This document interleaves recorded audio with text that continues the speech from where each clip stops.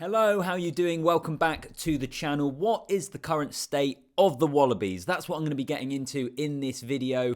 I think it's particularly linked to selection and the restrictions on selection that are posed on Dave Rennie, but I'm going to get into all of that. And in fact, this topic actually came to my attention because of a comment which got left on the channel over the last few days by Phil, I believe it was. So Phil, thank you very much for that comment. And if anyone else watching has a team or an issue or anything else in the game of rugby union at the moment that you'd like me to discuss and to get into, do drop it in the comments down below, because I think it's always fun if we can do videos that more of us find interesting and we can have a good debate about in the comments. That's always a good thing. So if you are new here, do subscribe to the channel. Remember to like the video, and as I've already said, drop a comment down below. Let me know what you think about this issue of the Wallabies in particular, but also anything else that you want me to maybe have a chat about in the future on this channel. All right, let's get into it.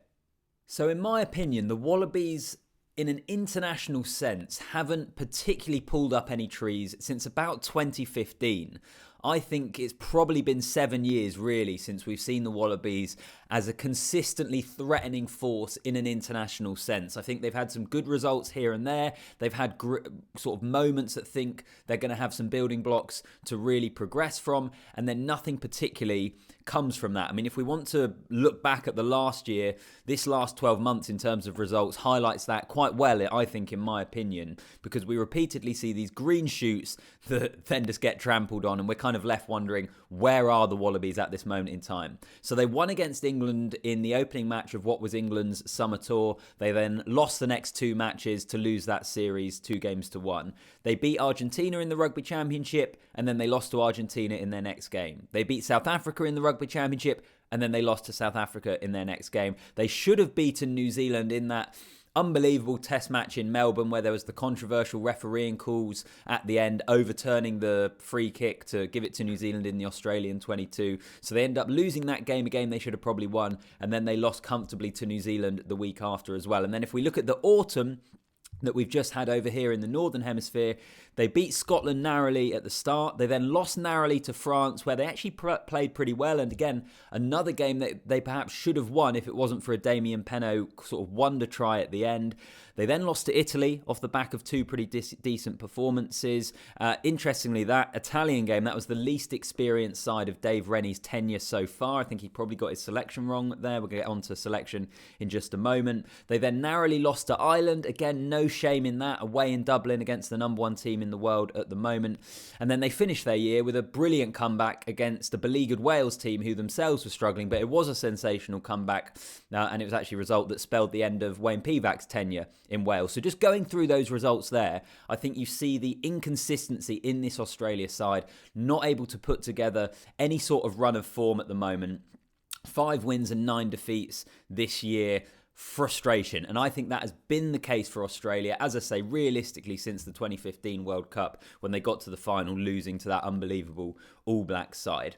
There's probably going to be quite a lot of negativity in this video, so I did want to just firstly start off with some good, which is some of the individual players still in that Wallabies squad. I like Ikitau and Paisami in terms of the centres.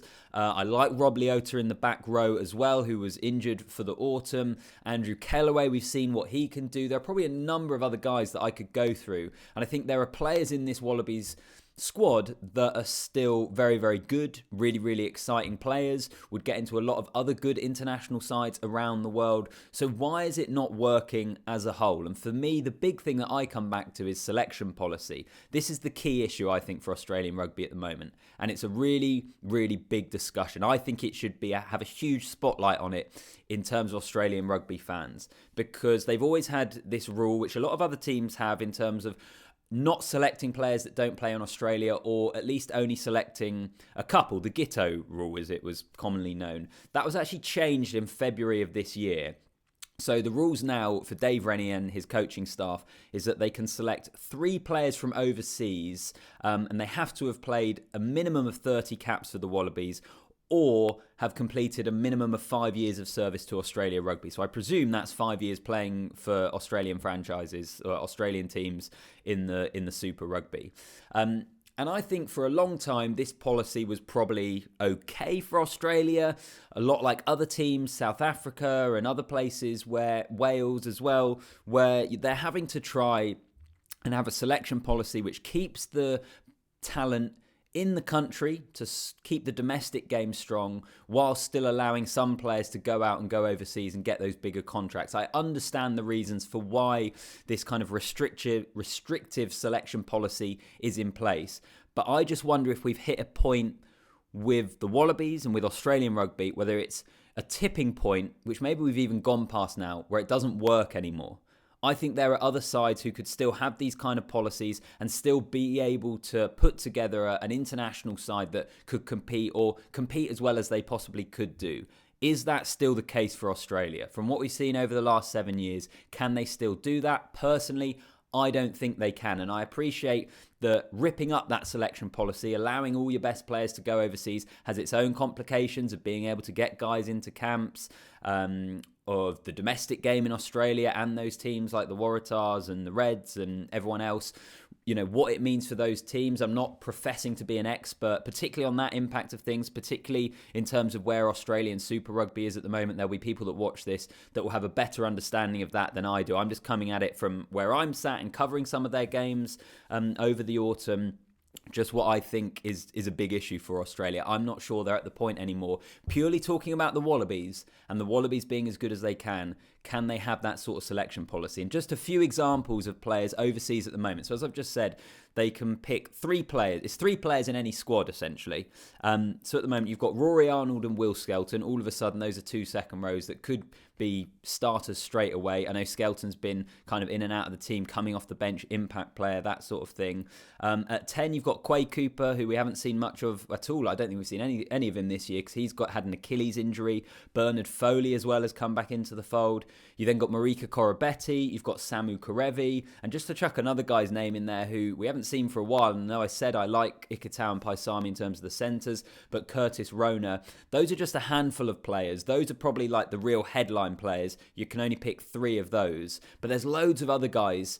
I mean, if you want to talk about a Ben Meehan who's been at London Irish, or a Geordie Reid who's been at Gloucester and have been doing bits in the Premiership, there are a lot of guys playing overseas that I think would, even if they aren't necessarily coming straight into that first 15, some of them will be, but you're going to have a lot of players that will add strength and depth to the Wallabies, which is going to be a really good thing for Dave Rennie. And as I've said previously, I'm not sure this selection policy benefits Australian rugby, or certainly the Wallabies, anymore. Let me know what you think in the comments down below, but I think it is an issue for the nation. In terms of the depth of talent, I think this is an interesting one. We saw Mark, and I hope I'm going to get his name right here, Mark Nwanganitawaze, brilliant against Wales, coming towards the end of the autumn. We saw Jock Campbell, who's actually not one of the younger guys, but again, a more experienced guy who's come in, got his Wallabies debut. I thought he looked really good at the Stade de France against Paris in the autumn just gone. We saw Langi Gleeson come in. So I think there are elements of strength there still in Australian rugby. You look at some of the players they're still producing. I think there is still a decent talent pool there. I don't think it's necessarily the talent pool of say, France or England necessarily, certainly the All Blacks and South Africa, but there's still a decent talent pool there. Maybe the front row an area of weakness. I'm not so sure there. So I think the depth of talent is maybe an issue. I think Australia actually have quite a lot of good players. How many outstanding players do they have at the moment? That, I think, is also an interesting question in terms of the Wallabies and where they currently are. Then if we want to talk about the coaching, I think we need to mention that Dave Rennie, his win percentage isn't great as the Wallabies coach, but as I've kind of hinted at already in the video, I don't think it's purely down to him. I don't think you completely change the coach and all of the issues and all those inconsistencies are going to go away. I think it's more about the whole structure of the game and that selection policy and what players can be picked and what players can't be picked. I mentioned it already in a video on this channel, actually. There are newspaper reports at the moment, I think in Australia, but certainly here in the UK, of the possibility of Eddie Jones being on the radar of Australia Rugby, about getting him in maybe as an assistant coach or a consultant. And I actually think that could be quite a smart move from the Wallabies. Maybe just having someone with the experience of Eddie Jones, who we've seen the impact he can have on teams when he comes in. I just wonder whether that could be something that they might want to look at for 2023 ahead of that World Cup in France. Because speaking of that, it's important to mention, whenever we think about the World Cup now and looking ahead to that World Cup in France, what side of the draw are your side on? because the way the pool stages, and it's utterly ridiculous still the way World Rugby do the pool stages and how early they draw the pool stages for a World Cup. Remember back in 2015, and I'm never going to forget it as an Englishman, how we had England, Wales and Australia all in the same group. Of course, it was England that ended up not getting through that group at their home World Cup. But we end up having these pool stages and structures which can just be disproportionate to where those international teams are by the time they get to the World Cup. So, for example, you've got New Zealand, France, Ireland and South Africa who are most likely, barring any real shocks, probably going to meet in the quarterfinals. So 2 of those sides aren't going to get to the semi-final, and most people would probably say those are the 4 best sides in the world at the moment, which just doesn't make any sense. But in regards to Australia, they're in the fortunate boat, along with England and along with Wales, that they're most likely going to face in the quarter-final. If they win their group, Australia, they're most likely going to face either Argentina or Japan, presuming England win the other group where those sides are coming from. So it's not too much of a stretch to think that Australia could get themselves to a World Cup semi-final. And at that point, who knows? If they've had enough game time together, if they've got their patterns of play exactly how they want them, and they've built and they've got momentum and all that sort of thing, who knows? That should be something that Australia are looking at, and I think the implementation of Eddie Jones would be a boost to them and maybe could make the difference. We'll wait and see. The final thing I wanted to mention as well in terms of rugby, and this is where I do need Australian rugby fans to comment down below, is where is rugby in Australia? So my partner's actually Australian. She grew up in Victoria, so she wasn't interested in rugby growing up. She's an AFL fan. But having got to know Australia a little bit better over the years, and particularly its sporting culture, I think rugby is quite a way behind cricket in terms of the national sport in Australia. It's behind rugby league and the NRL, and just what an impressive competition that is in terms of fans, in terms of engagement, in terms of marketing, and the same said for the AFL as well and the Aussie rules. And rugby just seems to be languishing for me. Is it a niche sport, a minority sport now in Australia, where certain areas, certain schools perhaps will continue to produce players and it will be big in those, but does it have that wider appeal in the country? And therefore, is that also a reason why we're seeing the Wallabies struggle as they have done over the last 7 years? That's just kind of me throwing that out there. I'll be interested to know what you think in the comments down below. So that's kind of my thoughts on the Wallabies at the moment. I still think they have the skeleton of quite a good team there. I think they still have some excellent players. We haven't seen them consistently. They've also had an awful lot of injuries this year. I mean, I was going to try and look up the amount they had and list them all, but it would have gone on for absolutely ever. They have been depleted by injury, which in itself needs looking at in terms of how they rest and recuperate and look after those players. But also means that if they can get those players back, if they can be fit, I still think there is hope for Australia. But I think it, in particular, is linked to that selection policy. Let me know what you think down below. Subscribe to the channel if you haven't already. Like the video, and I'll see you in the next one. Nice one.